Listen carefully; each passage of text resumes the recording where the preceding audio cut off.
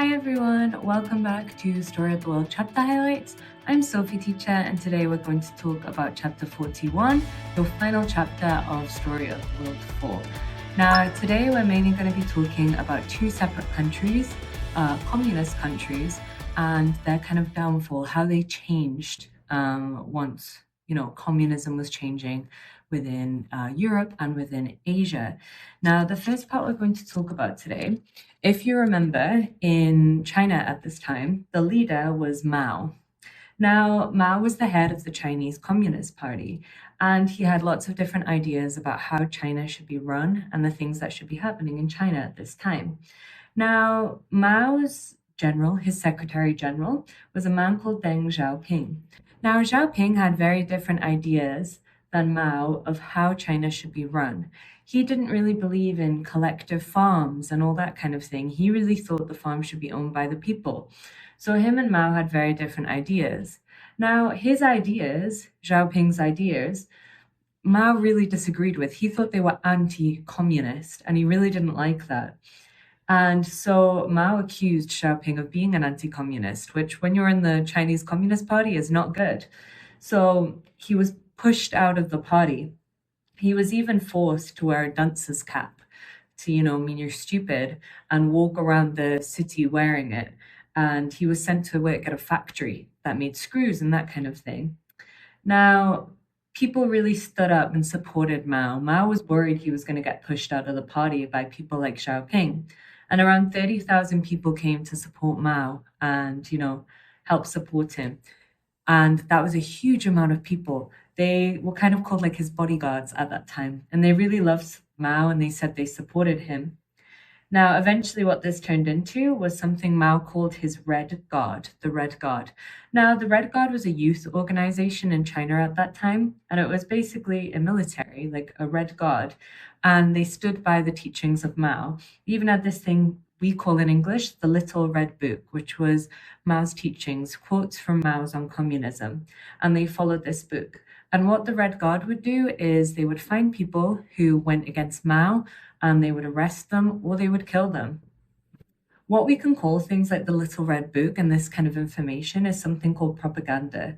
Propaganda is normally something used by a state or a person who has a cult of personality, and it's information that might not necessarily be true that's used to influence people in a certain way. So this was kind of a form of propaganda at that time. Now, between these years with the Red Guard and the Little Red Book, in China, this was called the Cultural Revolution, and it lasted between 1966 and 1976. The main key points to remember about the Cultural Revolution are it aimed to purge capitalism, so it was trying to get rid of capitalist thinking within China and really focus on communism. Mao was trying to, reattest his authority. He was trying to show how good of a leader he was and also how strong of a leader he was and that he shouldn't be, messed or trifled with. And also another thing, a huge thing that happened during the Cultural Revolution was that people like intellectuals, so professors, scientists, teachers, anyone like that was targeted, and they were called class enemies. This was because they were intellectuals. They might have had different ideas or literally had different facts to Mao, and he didn't like this. So these were often the people that the Red Guard would attack.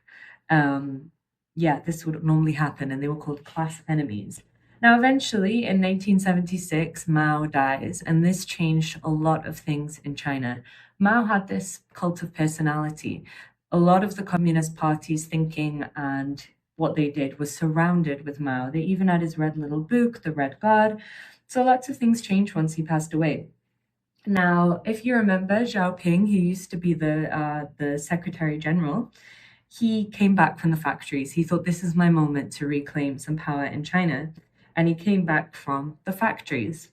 So he reclaimed his old position as the General Secretary of the CCP, the Chinese Communist Party. And eventually, after a little bit of time, he became the leader of China, the leader of China at that time.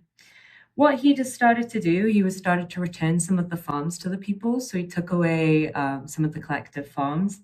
And also he said to people, you know, if you make extra food, peasants, you're allowed to send it and sell it to other people, which was something that hadn't been happening during the time of Mao. So during this time, China actually grew a lot more prosperous under Xiaoping. But there was one major issue that China was still having, and this was the issue of freedom of speech. There was still no freedom of speech within China, and people were starting to get a little bit exhausted with this. Especially students. Students wanted to speak up. They wanted to have democracy in China. They wanted to be able to vote for the people who were in power. And they knew in order to get this, they would also need freedom of speech. So they started to protest. And this is where this very famous incident happens. So April 15th, 1989 in Tiananmen Square in China, around 150 students gathered over 6 weeks, and they protested the CCP government and wanted freedom of speech in China and also, you know, freedom to elect who they want and democracy. So some of the key facts to remember, like I said, it lasted 6 weeks. There was 150,000 students around that number.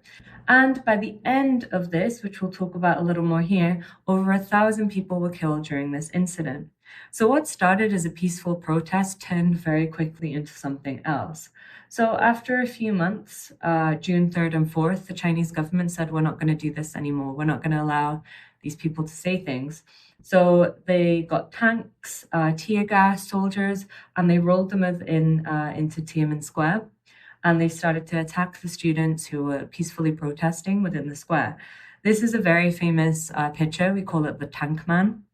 And it's a line of tanks and then one of the protesters standing right in front of the tanks here. So yeah, this was where 1,000 people were killed. There was machine guns, there was tanks, there was a lot of heavy weaponry. But one thing that made this extremely difficult from the other times of different events that had happened was that the difference here was that we were in a time now of cameras and, you know, video recorders and televisions. So a lot of this was seen around the world, and it really showed a different side to China than people knew. So I think, remember we talked about Napoleon at one point and how he actually didn't win the Battle of the Nile, but people in France didn't know that. This was a different time now. Information did spread and people could see exactly what was happening in China. Now, the last part we need to talk about today is what was happening in the Soviet Union. And similar to China, this is kind of how communism was starting to crumble within the Soviet Union. So in September in 1989, people in East Germany were getting more and more angry. If you remember, there was the Berlin Wall that was put up between East and West Germany, East Germany being the Soviet Union and West Germany being under the British and other Allied powers. And yeah, people were starting to get very frustrated in East Germany and started to protest. They started to protest a lot until eventually, November 9th, 1989, the gates were open on the Berlin Wall. And finally, after years and years and years, people from East Germany could walk in to West Germany again. And this was a huge moment. And people actually started to, you know, break down the wall. They started to knock it down and take pieces away from it. And yet finally, the two sides came together. And by 1990, East and West Germany became one country, the country we now know just as Germany. So the Soviet Union were no longer a part of East Germany and no longer a part of Germany in general. So this is kind of the start of the fall of the Soviet Union, or the USSR. Now, at this time, the leader was Gorbachev. He was in charge of the USSR, and he saw that things weren't going very well. And he said, I want change. I want to make changes. And so did Boris Yeltsin, who was also a part of the Soviet Union. And he thought Gorbachev was being too slow with his changes. He was like, we need to change quicker in order to keep, you know, Russia a strong country. So what actually happened was around 8 different people who also kind of agreed with Boris Yeltsin and said, we need to have changes, and they wanted to push Gorbachev out. They surrounded his house and tried to force him out and force him to resign. And they actually told people that Gorbachev was too sick to go on and he could no longer leave China. But actually, a lot of people in in Russia, sorry, a lot of people in the Soviet Union at that time didn't like this. They didn't like these people and they didn't like the way they were. So this is when Boris Yeltsin stepped in and they thought, okay, I can help Gorbachev. So that's what he did. The people left around his house and Yeltsin and Gorbachev ended up working together as one. And finally, what this led to was countries starting to become independent from the Soviet Union. So Ukraine, Lithuania, Latvia, Armenia, and many other countries started to become independent. Finally, Gorbachev said, okay, I'll resign, I'll step back. And Yeltsin became the new leader of what we now know as Russia, and the country we've learned about a long time ago as well. So we call this the ancient country of Russia. So he became the new leader of Russia, and the USSR, Soviet Union, was now over. Okay, well done, everyone.